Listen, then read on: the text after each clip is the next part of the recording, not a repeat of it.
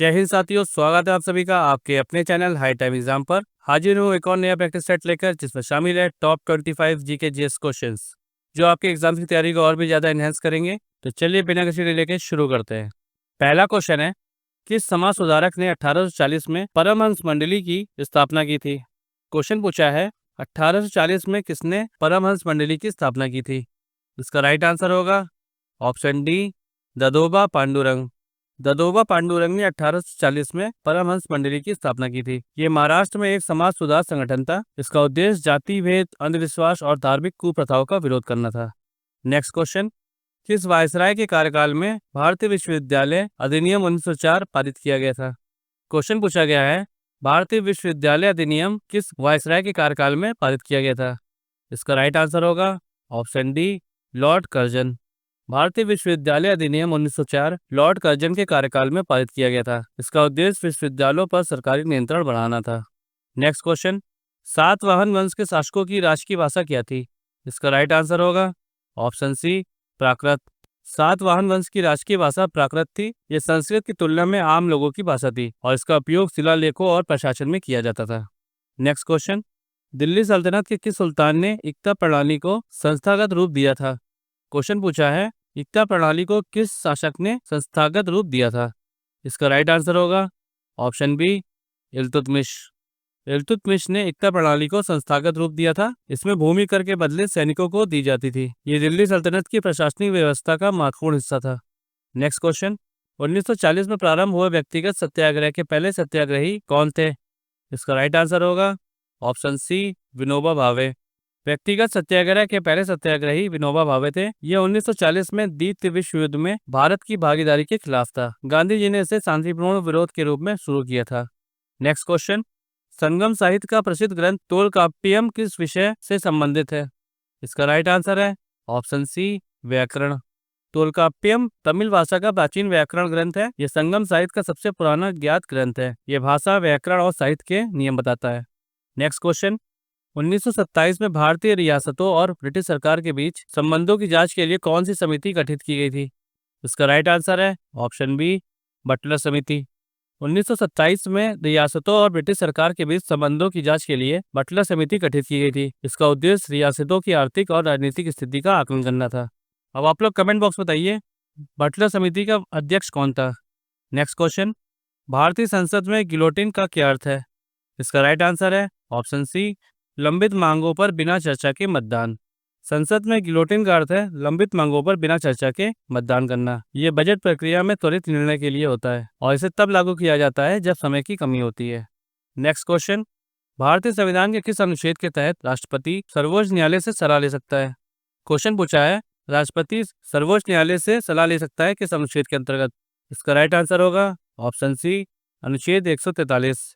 अनुच्छेद 143 के तहत राष्ट्रपति सर्वोच्च न्यायालय से सलाह ले सकता है और यह सलाहकार न्यायाधिकरण कहलाता है। यह महत्वपूर्ण कानूनी या संवैधानिक मुद्दों पर होता है। नेक्स्ट क्वेश्चन, भारत के आधिकारिक वरीयता क्रम में राष्ट्रपति और उपराष्ट्रपति के बाद कौन आता है? इसका राइट आंसर होगा ऑप्शन बी, प्रधानमंत्री। आधिकारिक वरीयता क्रम में राष्ट्रपति और उपराष्ट्रपति के बाद प्रधानमंत्री आता है। यह राज्य अधिकारियों के सम्मान के क्रम को दर्शाता है।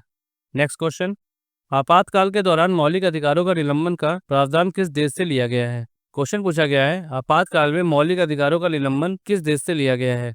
इसका राइट आंसर होगा ऑप्शन डी, जर्मनी का वाइमर संविधान। आपातकाल में मौलिक अधिकारों का निलंबन जर्मनी के वाइमर संविधान से लिया गया है। नेक्स्ट क्वेश्चन, संसद की कौन सी समिति नियंत्रक एवं महालेखा परीक्षक यानी कैग की रिपोर्ट की जाँच करती है?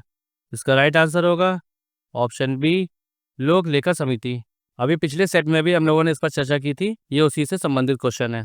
लोक लेखा समिति कैग की रिपोर्ट की जांच करती है। ये सरकारी खर्चों की वैधता और नियमितता की जांच करती है। इसमें लोकसभा के सदस्य होते हैं।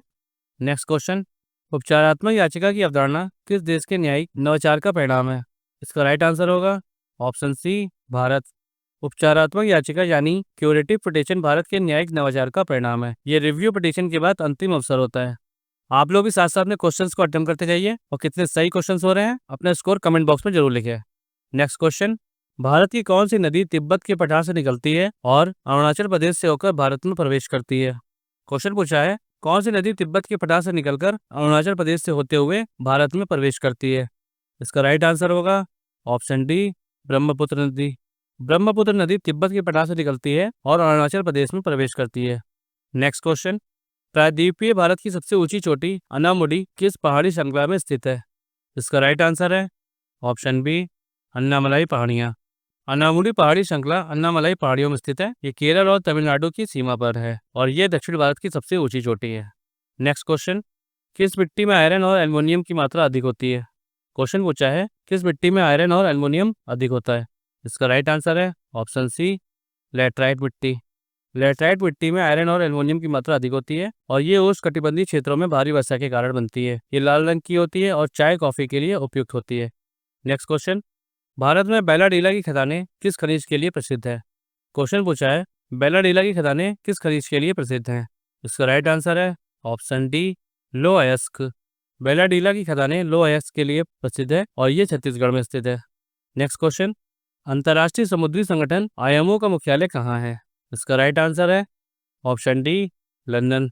अंतर्राष्ट्रीय समुद्री संगठन आईएमओ का मुख्यालय लंदन, यूनाइटेड किंगडम में है। ये समुद्री सुरक्षा और प्रदूषण नियंत्रण के लिए काम करता है और इसकी स्थापना 1948 में हुई थी।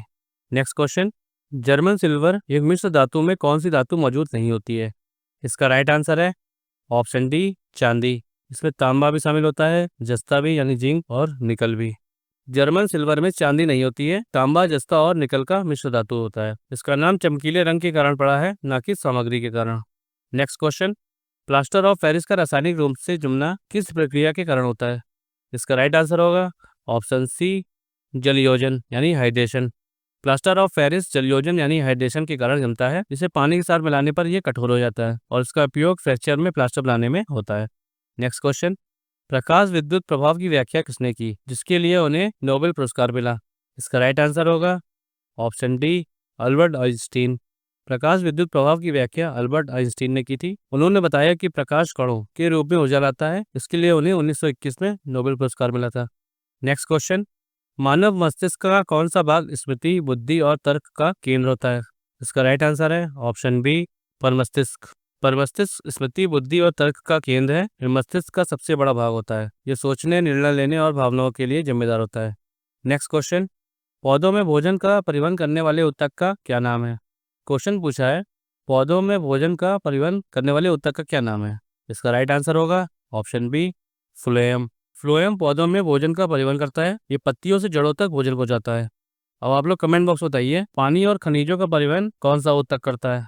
नेक्स्ट क्वेश्चन, अम्लीय वर्षा का पीएच मान सामान्यतः कितना होता है? इसका राइट आंसर होगा ऑप्शन सी, 5.6 से कम। अम्लीय वर्षा का पीएच मान सामान्यतः 5.6 से कम होता है। ये पेड़ों, इमारतों और जल स्रोतों को नुकसान पहुंचाती है। नेक्स्ट क्वेश्चन, राष्ट्रीय डेयरी अनुसंधान संस्थान भारत में कहाँ स्थित है? इसका राइट आंसर होगा ऑप्शन बी, करनाल, हरियाणा। राष्ट्रीय डेयरी अनुसंधान संस्थान करनाल, हरियाणा में स्थित है। ये भारत का प्रमुख डेयरी अनुसंधान संस्थान है और इसकी स्थापना 1923 में हुई थी। तो साथियों, आज के लिए बस इतना ही। अगर ये वीडियो आपको पसंद आया हो तो वीडियो को लाइक करिए और अपने फ्रेंड्स के साथ शेयर कीजिए। और हाँ, अपना स्कोर कमेंट बॉक्स में लिखना मत भूलिएगा। मिलते हैं नेक्स्ट वीडियो में। Keep learning, keep growing.